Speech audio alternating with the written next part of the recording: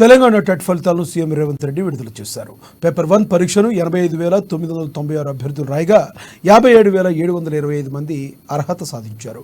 Paper 2 పరీక్షలను 1,50,491 మంది అభ్యర్థులు రాయగా 51,443 మంది అర్హత సాధించారు. టెట్ 2024లో అర్హత సాధించని అభ్యర్థులకు వచ్చే టెట్కు ఉచితంగా దరఖాస్తు చేసుకునేందుకు వెసులుబాటు కల్పించింది ప్రభుత్వం. అర్హత సాధించిన వారికి ఒకసారి ఉచితంగా డిఎస్సి దరఖాస్తు చేసుకునే అవకాశం కల్పించింది రేవంత్ సర్కార్. 2023తో పోలిస్తే పేపర్ 1లో 30.24% అర్హత శాతం పెరిగిందని సీఎం రేవంత్ రెడ్డి తెలిపారు. ఎన్నికల కోడ్ కారణంగా టెట్ దరఖాస్తు ఫీజు తగ్గింపు నిర్ణయాన్ని ఎన్నికల కమిషన్ అంగీకరించలేదని వివరించారు.